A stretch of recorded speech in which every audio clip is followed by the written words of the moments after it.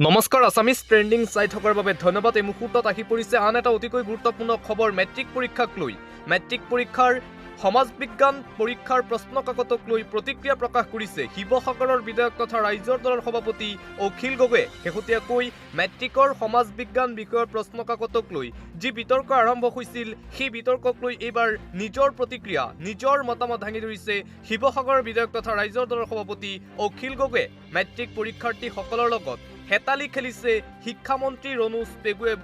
অখিলৰ মন্তব্য।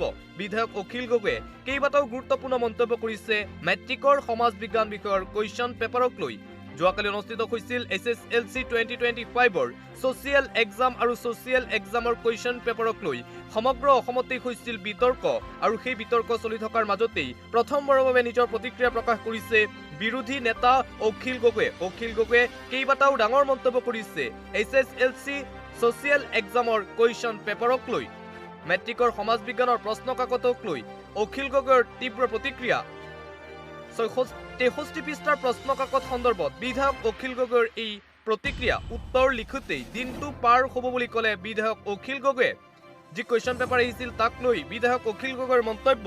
63 পৃষ্ঠাৰ যি কুৱেশ্যন পেপাৰ দিছিল ছেবাই যোৱাকালি মেট্ৰিকৰ সমাজ বিজ্ঞান পৰীক্ষাত, সেই 63 পৃষ্ঠাৰ প্ৰশ্ন কাকতক লৈ বিধায়ক অখিল গগৈৰ মন্তব্য। 63 পৃষ্ঠাৰ প্ৰশ্ন কাকত লিখোঁতেই, প্ৰশ্ন পঢ়োঁতেই ছাত্ৰ ছাত্ৰীসকলে টাইম নাপাব, উত্তৰ কেনেকৈ লিখিব? বিধায়ক অখিল গগৈৰ মন্তব্য। 3 ঘণ্টাৰ পৰীক্ষাত 63 পৃষ্ঠাৰ প্ৰশ্ন দিয়াৰ যুক্তি ক'ত বুলি প্ৰশ্ন উত্থাপন কৰিছে শিৱসাগৰৰ বিধায়ক তথা ৰাইজৰ দলৰ সভাপতি অখিল গগৈয়ে। মুঠতে মেট্ৰিকৰ সমাজ বিজ্ঞান বিষয়ৰ প্ৰশ্ন কাকতক লৈ যেন বিতৰ্ক এতিয়াও অন্ত পৰা নাই। ইজনৰ পিছত সিজন ৰাজনৈতিক নেতাই এতিয়া নিজৰ প্ৰতিক্ৰিয়া প্ৰকাশ কৰিছে মেট্ৰিকৰ ছ'চিয়েল ছায়েন্স এক্সামৰ কুৱেশ্যন পেপাৰক লৈ। শেহতীয়াকৈ শিৱসাগৰৰ বিধায়ক তথা ৰাইজৰ দলৰ সভাপতি অখিল গগৈয়ে নিজৰ প্ৰতিক্ৰিয়া প্ৰকাশ কৰিছে। অখিল গগৈয়ে ঘূৰধাৰ সমালোচনা কৰে ৰাজ্যৰ শিক্ষামন্ত্ৰী ডক্টৰ ৰণোজ পেগুৰ লগতে ছেবাই কিহৰ যুক্তিত 63 পৃষ্ঠাৰ প্ৰশ্ন কাকত দিলে মেট্ৰিক পৰীক্ষাৰ নিচিনা এটা সাধাৰণ পৰীক্ষাৰ পৰীক্ষাৰ্থীসকলক। তাক লৈ সৰব হৈ পৰিছে বিধায়কগৰাকীয়ে।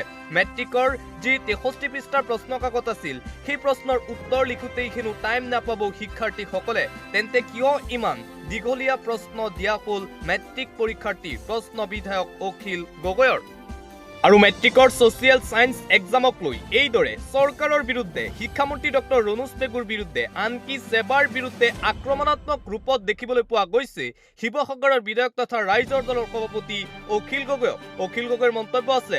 কি মন্তব্য কৰিছে মেট্ৰিক পৰীক্ষাৰ সমাজ বিজ্ঞান বিষয়ৰ পৰীক্ষাক লৈ, সেই মন্তব্য এই মুহূৰ্তত মেট্ৰিকৰ পৰীক্ষাৰ্থীসকলক শুনাই ল'ব বিচাৰিছোঁ। বিজেপি চৰকাৰটোৱে আচলতে পাৰিলে চৰকাৰী শিক্ষাটো একেবাৰে বন্ধই কৰি পেলাব খোজে আচলতে।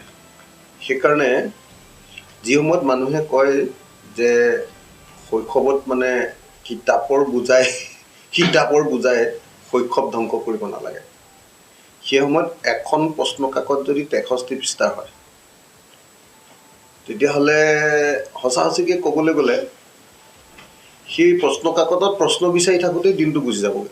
গতিকে এইটো এটা মানসিক অত্যাচাৰৰ বাহিৰে আন একো নহয়। আৰু কোনো মানুহে এই 63 পৃষ্ঠাৰ প্ৰশ্ন কাকত বনাই থকা মানুহনো কোন, কাৰণো মানে এইবিলাক বুদ্ধি হৈছে? এইটো ভয়ংকৰ ঘটনা হৈছে।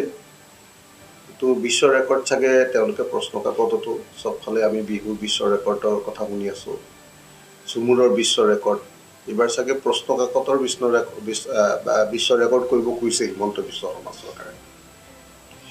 সেইকাৰণে এনেকুৱা ধৰণৰ ভয়ংকৰ কথাবিলাক কৰিছে। আৰু প্ৰশ্ন কাকতত যিবিলাক প্ৰশ্ন তেওঁলোকে সোধা আৰম্ভ কৰিছে, সাম্প্ৰদায়িক প্ৰশ্ন, সেই প্ৰশ্ন কাকতবিলাকৰ পৰা এটা বস্তু প্ৰমাণিত হৈছে যে বিজেপিয়ে এফালৰ পৰা একোটা চৰকাৰী অনুষ্ঠান মানে তেওঁলোকৰ নিজৰ কব্জালৈ নিবৰ কাৰণে এখন এইটো কালচাৰেল মানে আপোনাৰ বুলি ক'ব লাগিব, এইটো সাংস্কৃতিক এটা আগ্ৰাসন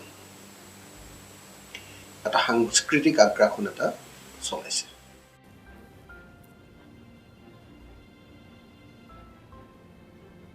মকবুল হকৰ এতিয়া কি হৈছেতো মই নাজানো, USTMৰ স্বত্বাধিকাৰী কি হৈছে, কিন্তু USTMৰ স্বত্বাধিকাৰীজনক